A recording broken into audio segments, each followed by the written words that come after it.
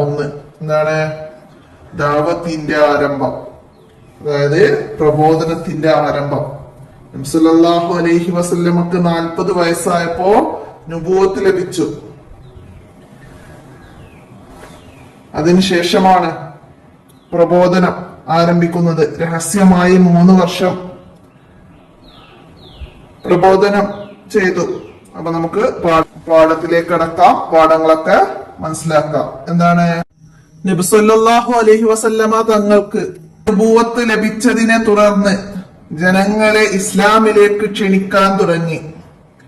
രഹസ്യമായിട്ടായിരുന്നു ക്ഷണം. 3 വർഷമാണ് അപ്രകാരം ക്ഷണിച്ചത്.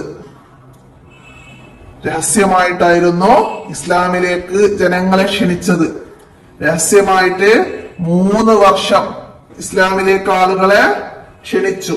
അപ്പൊ അവിടെ ചോദ്യം വരും, നബി സല്ലല്ലാഹു അലൈഹി വസല്ലം ഇസ്ലാമിലേക്ക് രഹസ്യമായ ആളുകളെ ക്ഷണിച്ചു. എത്ര വർഷം? 3 വർഷം. രഹസ്യമായിട്ടായിരുന്നു നബി സല്ലല്ലാഹു അലൈഹി വസല്ലമയുടെ ദഅവത്ത്. എത്ര വർഷം? 3 വർഷം. അങ്ങനൊക്കെ ചോദ്യം വരാം, മനസ്സിലാക്കാം. അതിന്റെ ഫലമായി പലരും ഇസ്ലാമിലേക്ക് വന്നു. ആദ്യമായി വിശ്വസിച്ചവർ ആരൊക്കെയാണ്? പുരുഷന്മാരിൽ അബൂബക്കർ ഇബ്നു അബീ ഖുഹാഫ റളിയല്ലാഹു അൻഹു. ഖുഹാഫ റളിയല്ലാഹു അൻഹുവിന്റെ മകൻ അബൂബക്കർ റളിയല്ലാഹു അൻഹു. അപ്പോ നമുക്കിവിടെ പിതാവിന്റെ പേര് ചേർത്ത് തന്നതാണ്. അപ്പൊ മനസ്സിലാക്കാം, പുരുഷന്മാരിൽ ആദ്യം അബൂബക്കർ റളിയല്ലാഹു അൻഹു എന്ന് മനസ്സിലാക്കാം. സ്ത്രീകളിൽ ആരാണ്? ഖദീജ ബിൻത്ത് ഖുവൈലിദ്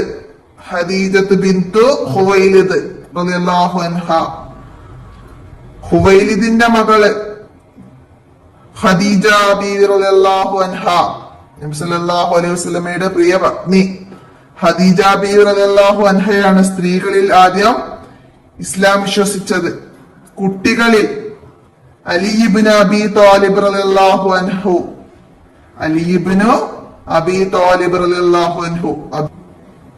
അടിമത്തത്തിൽ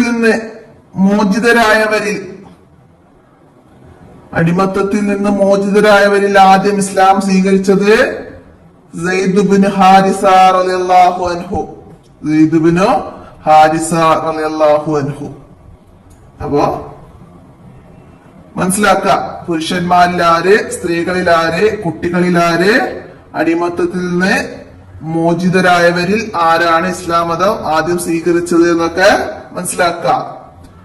രഹസ്യ പ്രബോധനവും ആരാധനകളും നടത്തിയിരുന്നത് ദാറുൽ അർക്കമിൽ ആയിരുന്നു. എന്താണ് ഈ ദാറുൽ അർക്കം? രഹസ്യ പ്രബോധനം എവിടെയായിരുന്നു നബി സല്ലല്ലാഹു അലൈഹി വസല്ലം നടത്തിയിരുന്നത്? എവിടെ വെച്ചായിരുന്നു? ദാറുൽ അർക്കമിൽ വെച്ചാണ്. ഇസ്ലാമിന്റെ ആരംഭകാലത്ത് നബി സല്ലല്ലാഹു അലൈഹി വസല്ലമയുടെ രഹസ്യ പ്രബോധന കേന്ദ്രമാണ് ദാറുൽ അർക്കം. പ്രമുഖ സഹാബിയായിരുന്ന അർക്കം ഇബ്നു അബിൽ അർക്കമിന്റെ വീടാണ്. നിരവധി പേര് ഇസ്ലാം സ്വീകരിച്ചത് ഈ ദാറുൽ അർക്കമയിൽ വെച്ചിട്ടാണ്.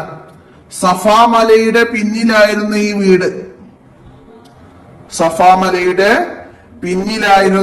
വീട്.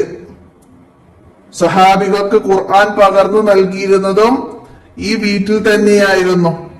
അപ്പൊ ദാറുൽ അർക്കം മനസ്സിലാക്കുക. ഞാനൊന്ന് പറഞ്ഞെന്നുള്ളൂ, നിങ്ങൾക്ക് പഠിക്കാനുള്ള ഒന്നല്ല. അപ്പൊ ദാറുൽ അർക്കമിനെ കുറിച്ച് പറഞ്ഞതാണ്. അപ്പൊ മനസ്സിലാക്കുക, നബി സല്ലല്ലാഹു അലൈഹി വസല്ലമ രഹസ്യ പ്രബോധനം നടത്തിയിരുന്നത് ദാറുൽ അർക്കമിൽ വെച്ചായിരുന്നു. പ്രബോധനവും ആരാധനകളൊക്കെ ദാറുൽ അർക്കമിൽ വെച്ച് നബി സല്ലല്ലാഹു അലൈഹി വസല്ലമ നടത്തിയിരുന്നത് എന്തൊക്കെ? രഹസ്യ പ്രബോധനവും ആരാധനയും ഒക്കെ നടത്തിയിരുന്നത് ദാറുൽ അർക്കമിൽ വെച്ചായിരുന്നു. ദാറുൽ അർക്കം, അതിനെ കുറിച്ച് എഴുതാമെന്ന് നമുക്ക് എഴുതാൻ കഴിയണം. നബി സല്ലല്ലാഹു അലൈഹി വസല്ലമ രഹസ്യ പ്രബോധനവും ആരാധനകളും നടത്തിയിരുന്നത് ദാറുൽ അർക്കമിൽ വെച്ചായിരുന്നു. മനസ്സിലാക്കുക. ഇത്രയാണ് നമുക്ക് പാഠഭാഗത്ത് മനസ്സിലാക്കാനുള്ളത്. നമുക്ക് ഇനി തദ്രിബാത്തില് ഉത്തരം എഴുതാമെന്ന ഭാഗം നോക്കാം. ഇസ്ലാമിലേക്ക് ആദ്യമായി നബി സല്ലല്ലാഹു അലൈഹി വസല്ലമ ജനങ്ങളെ ക്ഷണിച്ചത് എങ്ങനെ? ഇസ്ലാമിലേക്ക് ആദ്യമായി നബി സല്ലല്ലാഹു അലൈഹി വസല്ലമ ജനങ്ങളെ ക്ഷണിച്ചത് എങ്ങനെയാണ് അടയാളപ്പെടുത്തുക? രഹസ്യമായിട്ടായിരുന്നു ക്ഷണം. ആദ്യകാലങ്ങളില് രഹസ്യമായിട്ടായിരുന്നു ക്ഷണം. മനസ്സിലാക്കിയിട്ട് എഴുതുക. രഹസ്യമായിട്ടായിരുന്നു ജനങ്ങളെ ഇസ്ലാമിലേക്ക് ക്ഷണിച്ചിരുന്നത്. ചോദ്യവും കൂട്ടിയിട്ട് എഴുതുക. രഹസ്യ ക്ഷണം കാരണമായി എന്ത് സംഭവിച്ചു? എന്ത് സംഭവിച്ചു? അതിന്റെ ഫലമായി ഇവിടെ പറഞ്ഞു നമ്മള്, അതിന്റെ ഫലമായി പലരും ഇസ്ലാമിലേക്ക് വന്നു. അതിന്റെ ഫലമായി പലരും ഇസ്ലാമിലേക്ക് വന്നു. അപ്പൊ അത് അവിടേക്ക് എഴുതുക. അടുത്തത്, ആദ്യമായി ഇസ്ലാം സ്വീകരിച്ചത് ആരെല്ലാമാണ് ആദ്യമായി ഇസ്ലാം സ്വീകരിച്ചത്? അപ്പൊ അത് എഴുതുക. അബൂബക്കർ ഇബ്നു അബി ഖുഹാഫ റളിയല്ലാഹു അൻഹു, ഖദീജ ബിൻത് ഖുവൈലിദ് റളിയല്ലാഹു അൻഹ, അലി ഇബ്നു അബി ത്വാലിബ് റളിയല്ലാഹു അൻഹു, സയ്യിദ് ഇബ്നു ഹാരിസ റളിയല്ലാഹു അൻഹു. അപ്പൊ ഇത് പേരുകൾ എഴുതിയാ മതി. ഇത് പുരുഷന്മാരിൽ ആരാ സ്ത്രീകളിൽ ആരാന്നൊക്കെ ഉള്ളത് അത് അങ്ങനെ ചോദ്യം വരുമ്പോ, എക്സാമിന് വരുമ്പോ അത് അങ്ങനെ പഠിക്കണം. പുരുഷന്മാരിൽ ആദ്യം ഇസ്ലാം സ്വീകരിച്ചത് ആരായിരുന്നു? ചോദ്യം വരാം. അബൂബക്കർ ഇബ്നു അബി ഖുഹാഫ റളിയല്ലാഹു അൻഹു. അബൂബക്കർ റളിയല്ലാഹു അൻഹു എന്ന് എഴുതിയാൽ മതി. അത് പിതാവിന്റെ പേര് ചേർത്ത് പറയുന്നതാണ്. അതും കൂടി മനസ്സിലാക്കാൻ വേണ്ടിയിട്ട്. അപ്പൊ അബൂബക്കർ റളിയല്ലാഹു അൻഹുവിന്റെ പിതാവ് ആരെന്ന് ചോദിച്ചാൽ ഖുഹാഫ. അതൊക്കെ അങ്ങനെ മനസ്സിലാക്കണം. ഖദീജ റളിയല്ലാഹു അൻഹയുടെ പിതാവ് ഖുവൈലിദിന്റെ മകളാണ് ഖദീജ റളിയല്ലാഹു അൻഹ. മനസ്സിലാക്ക. കുട്ടികള് അലി റളിയല്ലാഹു അൻഹു കുട്ടികളിൽ ആദ്യം വിശ്വസിച്ചത് അബൂ ത്വാലിബിന്റെ മകനാണ്. അബൂ ത്വാലിബിന്റെ മകനാണ്. ഫാത്തിമയാണ് മാതാവ്.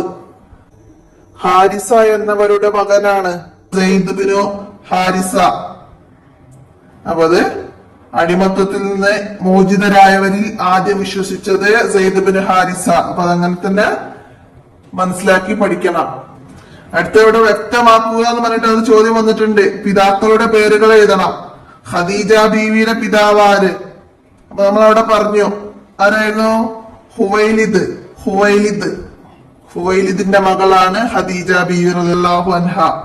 അടുത്തത് അബൂബക്കർ റളിയല്ലാഹു അൻഹു ആരുടെ മകനാണ്?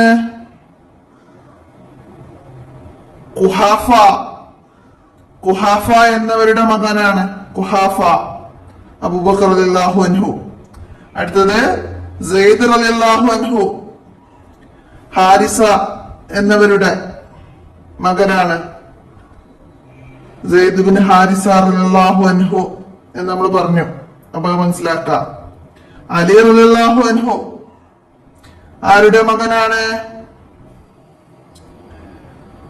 അബൂ ത്വാലിബിന്റെ മകനാണ് അലി റളിയല്ലാഹു അൻഹു. അപ്പൊ അതൊക്കെ മനസ്സിലാക്കിയിട്ട് എല്ലാവരും എഴുതാം. അപ്പൊ അവരുടെ പേരിന്റെ കൂടെ തന്നെ ഉണ്ട് അബി ഖുഹാഫ, ഖുവൈലിദ്, അബി ത്വാലിബ്, ഹാരിസ.